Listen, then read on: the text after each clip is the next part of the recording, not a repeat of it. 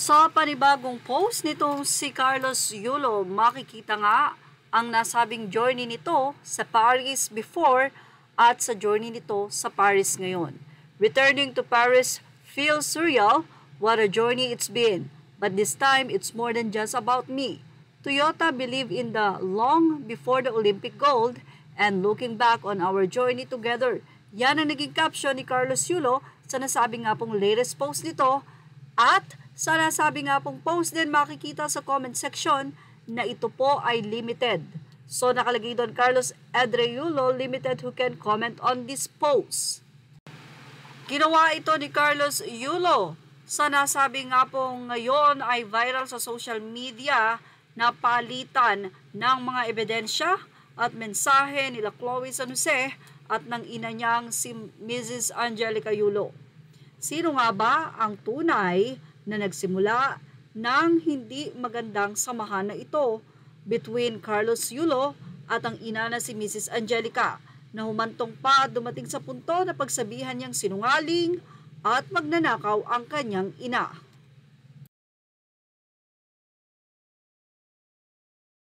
Kanya-kanya ng opinyon ng mga netizen, mayroong Team Angelica, mayroong Team Chloe. Pero ganun pa man, dahil nga ang Pilipino ay napaka-family oriented, marami pa rin ang nakikisimpatya kay Mrs. Angelica Yulo.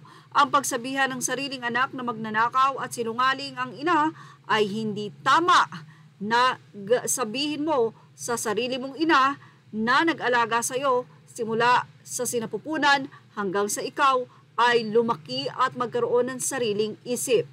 Narito pa ang pagpapasalamat na paulit-ulit ni Kaloy kay Chloe noong siya ay nag-guest sa Luis Lisen.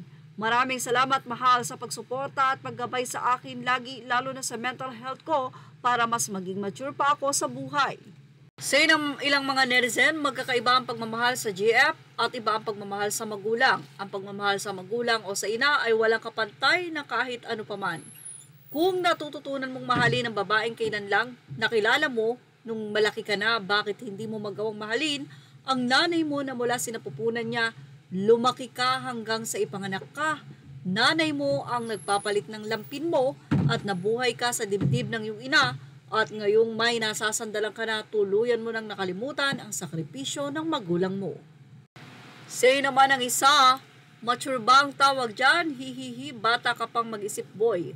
Marami ka pang dapat malaman sa ikot ng mundo. Nag-matured siya sa ibang bagay. Support talaga si Mahal kung todo pa nga ano kaya kung wala kang milyon at 2 gold? Suporta pa rin ba si Goldie? Hindi si Goldie ang nagpalit ng lampin mo, Totoy, kaya baliktarin man ang mundo.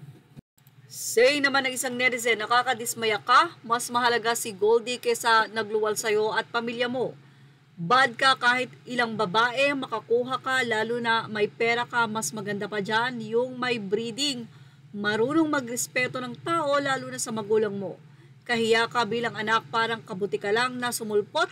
Kinalimutan mo talaga ang pamilya mo, yan ang mali mo. Isa sa sinabi ng ating national hero, Gat Jose Rizal, ang hindi lumingon sa kanyang pinanggalingan ay hindi makakarating sa paroroonan niya.